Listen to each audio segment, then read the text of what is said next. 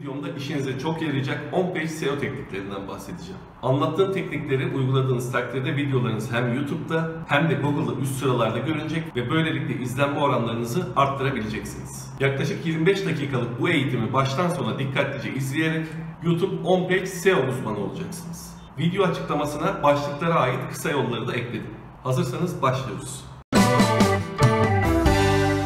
Kapak fotoğraflarınız arkadaşlar arama sonuçlarındaki video listelemelerinde göze çarpar nitelikte olmalı. İlk başlarda biraz daha göze çarpmayan şöyle mavi kapaklar kullanıyordum. Şuradan itibaren büyük puntolar ve sarı göze çarpan renkler kullandım. Son iki videoda arkadaşlar beyaz arka plana döndüm.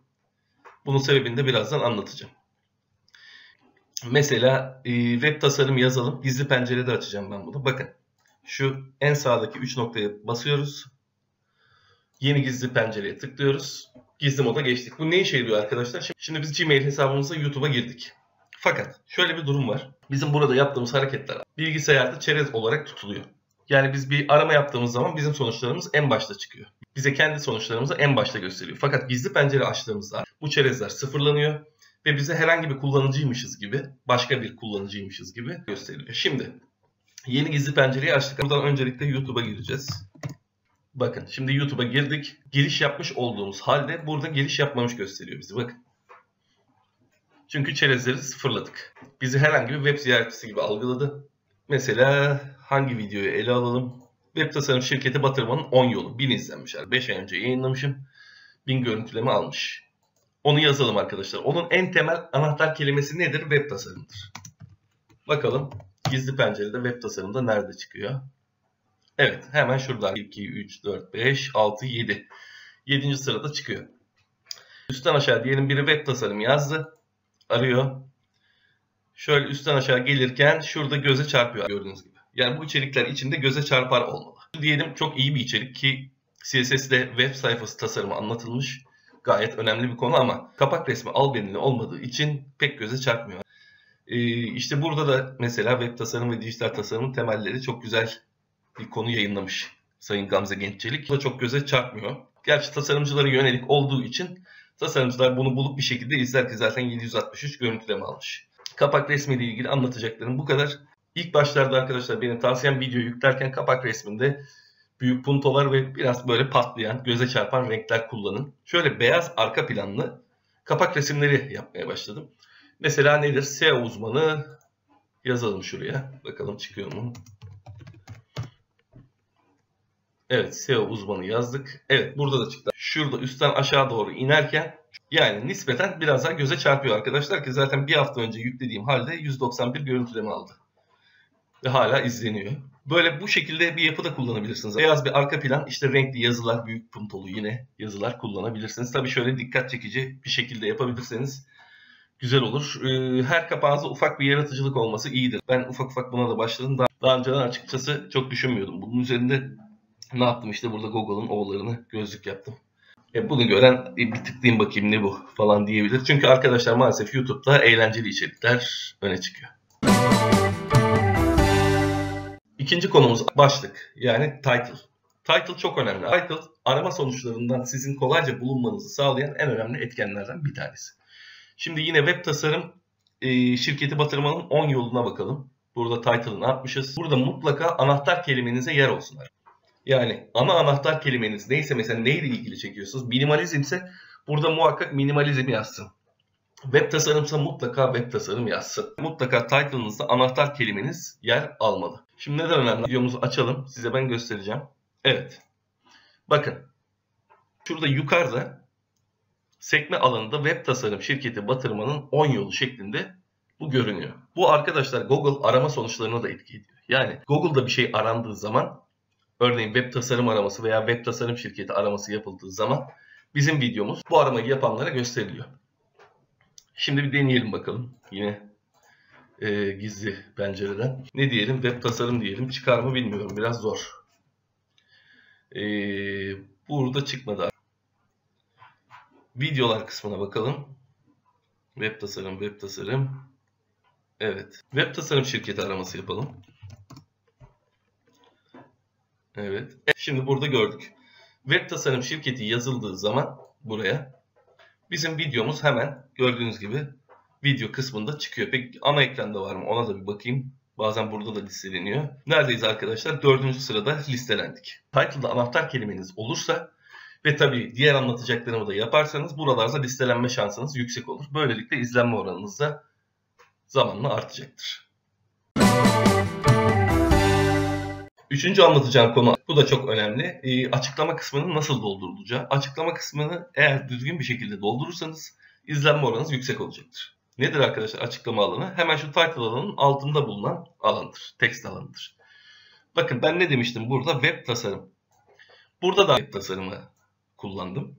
Ek olarak jenerik bir başlık kullanmadıysanız, örneğin birebir arama sonucuna yönelik bir başlık kullanmıyorsanız mutlaka genel bir anahtar kelime içinde yer alsın. Mesela web tasarım şirketi batırmanın 10 yolu diye kimse aratmaz. Ne diye aratır? Web tasarım diye aratır. Web tasarım işi nasıl diye aratır ki bunların örnekleri var. Hemen deneyelim. Mesela şuradan bakalım. Yeni sekmede açayım. Bakın işi yazalım. İşi nasıl? Bu arkadaşlar aranmış. Burada çıkıyor çünkü. Altta çıktığına göre böyle bir arama var demektir. Hemen web tasarım işi nasılı da buraya ekliyoruz. Sonra bir şirket nasıl batar? Başarısız olma nedenleri, işte dijital ajans, ticarette nasıl başarılı olunur gibi buraya da arama terimleri yerleştirdik. Bakın şu başlık ve açıklama alanındaki şu 3 satır çok önemli. Bu 3 satır arama listelerinde de indeksleniyor. Ve dediğim gibi hani YouTube'da da işte Google'da da mesela bakın web tasarım şirketi araması yaptık. Bakın ne çıkıyor burada? Burada title çıkıyor. Bakın web tasarım şirketi batırmanın 10 yolu çıkıyor. Şirket nasıl batar, iflas eder, başarısız olma yolları vesaire sonuçlar çıkıyor. Google'da öncelikle şu title kısmını yani başlık kısmını sonra da bu açıklama yani description kısmını listeliyor. Böylelikle Google arama sonuçlarında daha çok bulunur oluyorsunuz. Bir şey daha anlatacağım. Bakın şu web tasarım şirketi kısmı siyah ve kalın. Biz ne araması yapmıştık? Web tasarım şirketi araması yapmıştık. Biz bu aramayı yapınca arkadaşlar Google bunu yani başlıktaki anahtar kelimeyi ve açıklamadaki anahtar kelimeyi eşleştirdi. Dedi ki bu kişinin aradığı şey bu ve benim videomu hemen bu arama sonucunda gösterdi. İşte başlıkta ve açıklamada anahtar kelime bulunması bu yüzden çok önemli. Dördüncü konumuz anahtar kelime. Şimdi anahtar kelimeyi nasıl bulacağız? Öncelikle aklımıza bir konu geliyor. Bununla ilgili bir video yapıyoruz. Videoyu yüklerken kesinlikle arama sonuçlarına uygun bir yapıda yüklememiz gerekiyor. Mesela işte örneği verdim. Web tasarım şirketi batırmanın 10 yolu. Kimse böyle bir arama yapmaz ama ne arama yapar? İşte web tasarım şirketi diye arayabilir. Web tasarım diye arayabilir. Bu şekilde aramalar yapar. Biz de bu aramaları yapanların dikkati çekip şuna da bir bakayım ya ilginç bir konuya benziyor diye videomuzu tıklayıp izlemelerini sağlıyoruz. Siz de aynı şekilde aynı yöntemi uygulayabilirsiniz. Peki anahtar kelimeyi nasıl bulacaksınız? Anahtar kelimeyi bulmak için çeşitli eklentiler var. Tarayıcı eklentileri var, çeşitli siteler var. Buralardan faydalanabilirsiniz ama ben genelde manuel yapıyorum. Arama sonuçlarını tahmin etmek ve içeriğimi buna göre düzenlemek hoşuma gidiyor. Mesela arkadaşlar bu videomun adı işte YouTube SEO nasıl yapılır? Ya da işte YouTube'da izlenme arttırma yolları, yöntemleri gibi bir şey olacak. Ben de şu an tam bilmiyorum. Anahtar kelimeyi nasıl bulacağız? Mesela ben ne demiştim? YouTube yazdım zaten hemen YouTube Rewind falan çıktı. YouTube SEO yazsak ne çıkıyor? Bu arkadaşlar başlardaki arama terimleri bakın YouTube SEO çıktı. Mesela bu epey önemli bir anahtar kelime. Kesinlikle bu içinde olmalı arkadaşlar. YouTube SEO. YouTube SEO nasıl yapılır? Aramasına tıklıyoruz. Sonucuna tıklıyoruz. Bir yıl önce 4000 görüntüleme almış. Görüntüleme sayısına göre sıralıyoruz. YouTube izlenme arttırma programsız nasıl yapılır? Bakın Afgan Russellov'un burada bir videosu çıkıyor. Maalesef o da saçını sarıya boyatanlar kervanına katılmış. Nedir bu trend anlamıyorum açıkçası. Şimdi ne yazmış arkadaşlar? YouTube izlenme arttırma programsız nasıl yapılır? Bakın bu da bir arama sonucu. YouTube SEO nasıl yapılır demiştik.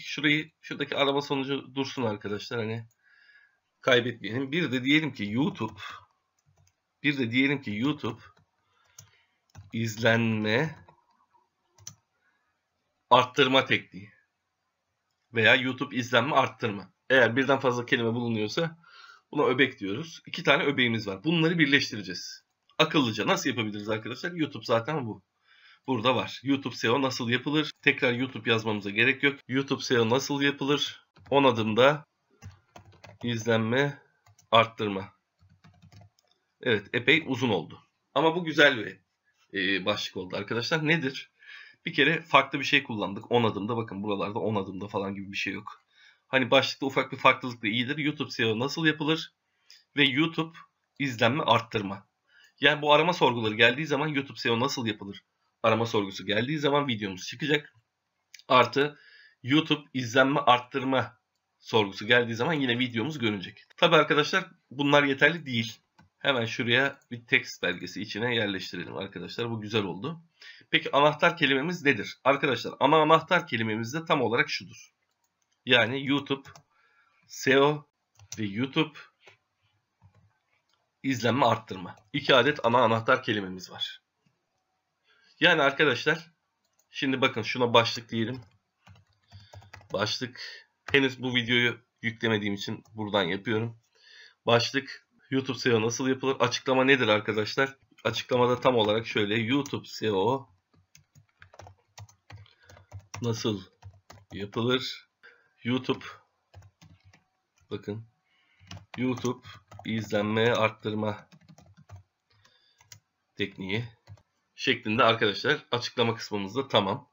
Buraya yine bir şeyler ekleyebiliriz. Başlık, açıklama ve anahtar kelimeler. Bu anahtar kelimeleri de çoğaltacağız. Anahtar kelimeler YouTube izlenme arttırma. Ne varmış arkadaşlar? Yine orada gözüme çarpan bir şey vardı. Hemen bakalım şuradan. YouTube izlenme diyelim, bakalım neler çıkıyor. YouTube izlenme kasma. Hile demeyelim, biz hileli bir iş yapmıyoruz. YouTube izlenme sayısı arttırma. Bakın. YouTube izlenme kasma. Bu da iyi. YouTube izlenme kasma. Bunlar anahtar kelimeler arkadaşlar. 2019'da kullanılabilir arkadaşlar. Hani yeni bir teknik var mı diye 2019 araması yapılabilir. Bunu böyle tek yazdığımız zaman zaten anahtar kelimelerle eşleşecek. Yapımız hazır. Bu başlık YouTube SEO nasıl yapılır? 10 adımda izlenme arttırma. YouTube SEO ya da arkadaşlar şöyle yapabiliriz bunu. YouTube SEO nasıl yapılır? İzlenme arttırma tekniği. Bu da olabilir. 10 adımdayı kapak resminde yazarız arkadaşlar. Doğrudan anahtar kelime odaklı olsun. Şimdi arkadaşlar, evet, anahtar kelimemizi belirledik. Anahtar kelimemiz neydi? YouTube SEO. Bakın anahtar kelimemiz nerelerde var? Anahtar kelime alanında var. Açıklama alanında var. Başlık alanında var. Eşleşti. Eğer rekabet düzeyi çok yüksek değilse, ki yüksektir bu gibi konuların rekabet düzeyi, videonuz hemen arama listelerinde üst sıralarda hem YouTube'da hem de Google'da görünecektir. 5. konumuz arkadaşlar çeviri. Çeviri nedir? Şu video düzenleme alanında hemen bakın burada çeviri vardır. Çeviri alanı vardır. Burada çevrilecek dil İngilizce diyelim. Arkadaşlar buradaki yazıyı alıyoruz. İngilizce bilen arkadaşlar bunu zaten rahatlıkla yapacaktır. Fakat iyi derecede İngilizce bilmeyen arkadaşların da çeviri platformundan yararlanmasını tavsiye ederim. 2 tane çeviri platformumuz var iyi çalışan arkadaşlar. Bir tanesi Google Çeviri. Google Çeviri yazıyoruz. Hemen çıkıyor. Türkçe başlığımızı yapıştırıyoruz. Buradan Türkçeyi seçiyoruz. Yanlış çevirdi arkadaşlar. Web tasarım şirketi 10 yolu gibi bir şey. İflas ettirmenin desek peki. Bir de şunu deneyelim bakalım. İflas ettirmenin arama sonucunu arkadaşlar Türkçe arama sonucunu değiştiriyoruz. Bunu da yanlış çevirdi. Şimdi görmek için arkadaşlar buraya bir de yapıştırırsınız. Ne diyor? Web tasarım şirketi etkinliği geliştirmenin 10 yoludur şeklinde. Harika bir çeviri yaptı. Yani arkadaşlar Google çeviri bunu çeviremedi. Bir de Bing Translator'a bakalım. Hani sağlamasını, İngilizce açıklamasını arkadaşlar, İngilizce çevirisini Türkçe'ye tekrar çevirerek yapabilirsiniz. Burada eğer anlamsız bir şeyler çıkıyorsa o sıkıntılı demektir. Bing Translator bir tık daha iyiydi. Evet, Türkçe İngilizce diyelim. Web tasarım şirketi batırmanın 10 yolu iflas ettirmenin diye çevirelim. Evet, sonunda doğru bir çeviri edindik. Şimdi bunun sağlamasını yapmak için buraya yapıştırıyoruz. Sonra buradan Türkçe seçiyoruz. Evet, web tasarım şirketi burada biraz Türkçesini kötü verdi ama çeviri hemen hemen doğru arkadaşlar. Bir de sağlamasını yapmak için Google çevirinin İngilizce bölümüne yapıştıralım. Evet, web tasarım şirketini iflas ettirmenin 10 yolu. Doğru bir çeviri yakaladık. Hemen geliyoruz arkadaşlar, buraya yapıştırıyoruz. Daha sonra yine aynı şekilde arkadaşlar buradaki açıklamanın da çevirisini yapıyoruz ve değişiklikleri kaydete basıyoruz. Çeviri önemli arkadaşlar. Mutlaka başlıklarınızın çevirileri olsun. Dünyada en çok konuşulan birinci dil olduğu için İngilizceyi eklemeniz önemli. Çeviri de tamam. Sıra geldi gelişmiş ayarlara. Gelişmiş ayarlarda video dilini Türkçe seçerseniz iyi olur. Önce en yenisi diyebilirsiniz ya da önce en iyi yorumlar diyebilirsiniz. Genellikle arkadaşlar şu en iyi yorumların seçili olması iyidir. Bu en iyi yorumlar diğer izleyicilerin de işte cevap verip aktif olarak katılabileceği bir tartışma ortamı yaratan yorumlardır. Genellikle böylelikle video altınızdaki yorum sayısı da yüksek olur. O yüzden en iyi yorumlar seçili olmalı. Ben seçmemişim, şimdi ayarladım. Kategori aslında bu kişiler ve bloglar konusu. Fakat burada tabii gerçekten hani bir web tasarım şirketi işletilirken nelere dikkat edilmesi gerektiğini anlattığım için bu bir nevi eğitim videosu da olabilir. Çünkü burada anlattığım bilgiler uzun zaman çalışma hayatında edindiğim bilgilerin, tecrübelerin sonucu. Evet, gelişmiş ayarları da hallettikten sonra bitiş ekranına geçiyoruz.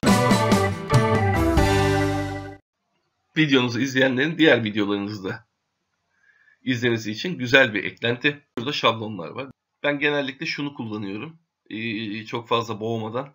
İşte gördüğünüz gibi 2 video, bir abonelik içeriyor. Şu yuvarlaklar abonelik kısmı. Bu en çok izlenen videolarından biri olduğu için diğer videolarıma insanları yönlendirmek için burada dörtlü bir yapı kullandım. Bakın şurada dörtlü bir yapı var. Bakın neler kullanmışım. Şuradan ön izlemeyi açalım. Şu arkadaşlar en son yüklenen video. Bu hazır bir şablon. Sonra SEO uzmanı olmak için 5 neden süper bir projem var. Yazı kaybolduğu anda da şuraya nasıl YouTube fenomeni olunur videosu geldi. Bunların zamanlamalarını şuradan arkadaşlar tutup çekerek ayarlıyorsunuz.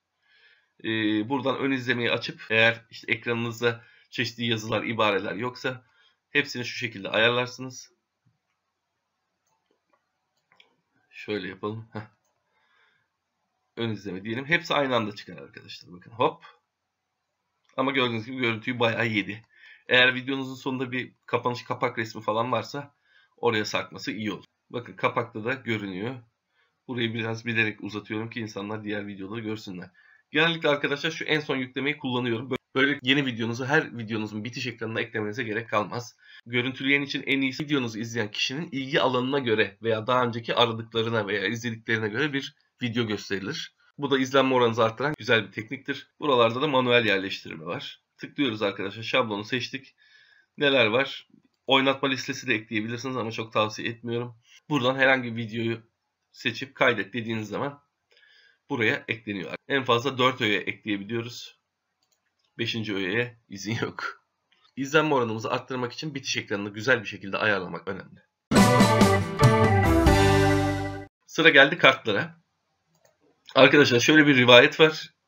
Videonuzda işte bitiş ekranı, kart, altyazı, İngilizce gibi düzenlemelerin hepsi olursa videonuz aynı anahtar kelimelerdeki videolardan daha önde çıkar gibi bir durum var. Ki bu doğru arkadaşlar. Sanırım YouTube bu daha donanımlı bir video diyerek onu diğerlerinden bir tık üste çıkarıyor. İşte kartlar var. Video ya da oynatma listesi. Bakın ben buna eklememişim. Şimdi ekleyeceğim. İşte kanal, başka bir kanalı tanıtabiliyorsunuz. Anket ekleyebiliyorsunuz. Bağlantı, onaylanmış bir web sitesini bağlantısı oluşturun. Bu arkadaşlar iş ortağı olduktan sonra etkinleşiyor. Yani nedir iş ortağı olmak? Son bir yılda 4000 saat izlenme ve 1000 abone şartı var. Bu şartı sağlıyorsanız sanıyorum burası etkinleşiyor artık. Buradan web sitenize de bağlantı oluşturabiliyorsunuz. Ben genelde arkadaşlar insanların da videoya katılımını sağlamak için anket oluşturuyorum. Bu bilgiler işinize yaradı mı diyebiliriz. Evet. Hayır. Bunları zaten biliyordum gibi şöyle bir kart oluşturuyoruz. Bu bilgiler işinize yaradı mı? Evet, hayır. Bunu tabii sona bir yere koymamız lazım. Şuraya bir yere koyalım. Hatta bitişine doğru koyalım. Evet.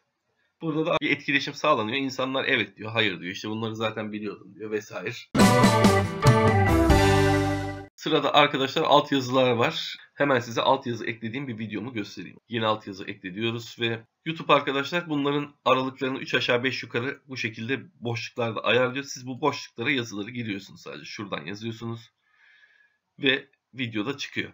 Bakın gördüğünüz gibi burada 2 tane önemli faydası var altyazı eklemenin. Bir tanesi işitme engelliler için güzel bir hizmet yapmış oluyorsunuz. İşitme engelliler de kitlenize dahil oluyorlar. Eğer metne dayalı bir video çekmiyorsanız bu altyazıları hazırlamak epey vakit alıyor. Fakat emeğinize değer. İzlenme oranı artar.